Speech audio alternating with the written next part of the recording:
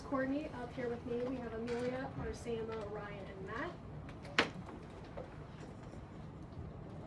Crocs is a buy. Its current price is $125.05. Its projected price is $147.64. Its projected return is 18.06%. And its projected excess return is 8.06%. When we look at the historical price of Crocs, the long-term performance shows patterns of it outperforming the S&P 500. So Crocs is a global leader in casual comfort footwear. It's known for its clog-style shoes, and it operates through two brands, Crocs, and also through their acquisition in 2022, now Higdon. Their headquarters are Broomfield, Colorado. Its president and CEO since 2017 is Andrew Reeves. And it has a revenue of $4.02 billion, trailing 12 months since April 2025, with a negative 1.9% growth. But don't let that scare you. Now we're going to take a look at the sector. Crocs is part of the consumer select discretionary sector. It's kind of a catch-all for non-essential goods and services. So it's got like GM to Amazon to shoes and stuff. So up top here in the dark blue, we got the S&P. Down here in the yellow, you can't really see it that well, but that's where the XLY is. So XLY has consistently underperformed the S&P 500. The next slide. Okay, just to give you a quick economic overview, the macro environment is favorable for Crocs right now. Interest rates have come down to 3.5 to 3.75%.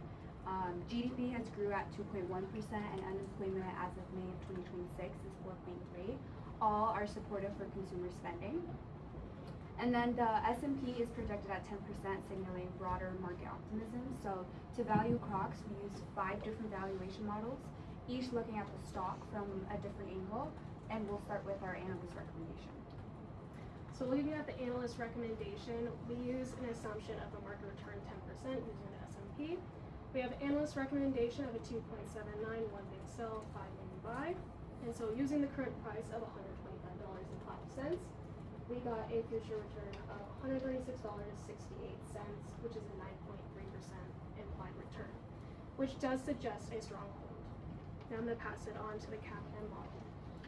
And for the CAPM model, we're working with a risk-free rate of 4% set by the Fed, beta of 1.56 that we were able to pull off of Yahoo Finance, and a market return of 0.1 or 10%, which is what we use for the class. That gave us a future price of $141.76 and a required return of 13.4%, which suggests a strong hold via the CAPM model. Now we're going to go on to the ratios.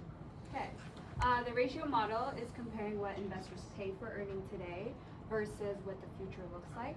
So Crocs is trailing PE is 34.9 at the moment because they had a pretty rough year where their earnings were nearly negative. Analysts expect a pretty strong recovery, dropping the forward PE to 9.09, and that's almost a 4x gap there. So that projects a future price of $470, and that is our highest output and our biggest outlier here. So the model clearly signals that Crocs is undervalued right now, and next we'll cover our DCF model. So for our discounted cash flow model, we did start with Crocs' 2025 free cash flow amount, and then using pretty conservative growth assumptions based on recent press releases. We then discounted the cash flow over the next 5 years using an 11.49% weighted average cost of capital and a 2.5% terminal growth rate. And so this produced an intrinsic value of $121.70 per share, which is slightly below the current price, suggesting modest overvaluation. All right, as you can see, Crocs does not pay a dividend. The company directs free cash flow toward growth instead of payments. For overall projected price, to get our final price target, we looked at the weighted average across all 5 models. DCF carried the heaviest weight at 45%. Since we see it as the most fundamentally driven estimate, blending the rest of the models together gets us a final projected price of $147.64. For our sensitivity analysis, we tested our key assumptions. Forward PE was by far the most sensitive input, with a range of over $250. beta and the analyst recommendation score barely move the price in this comparison, which tells us that our valuation is most exposed to how the market's prices Crocs earnings recovery, not just small changes in this.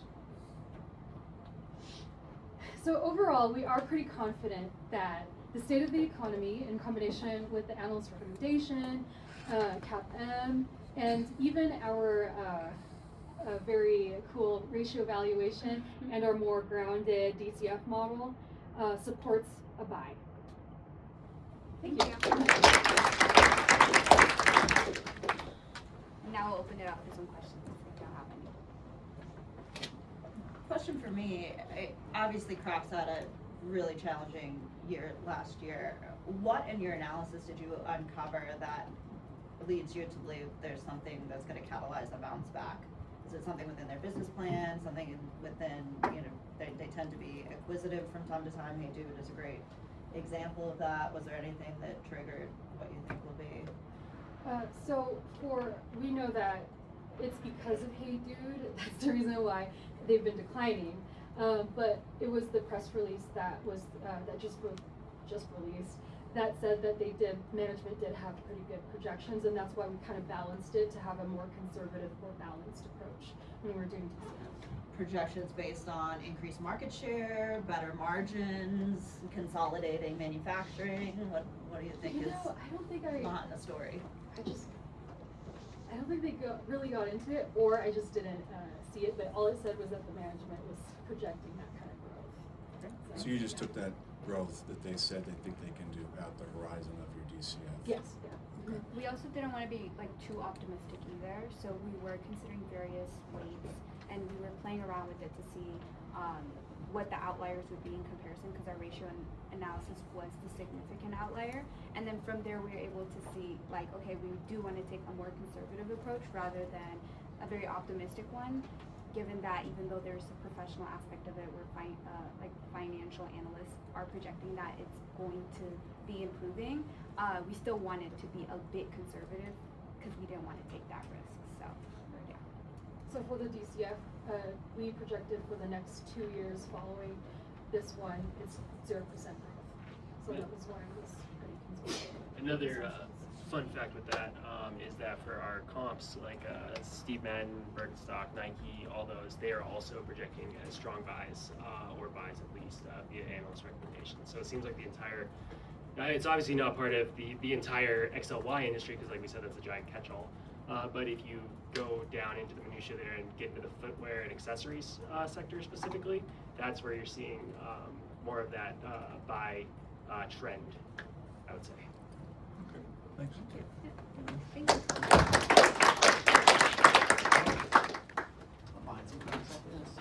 The judges, you wanna come here?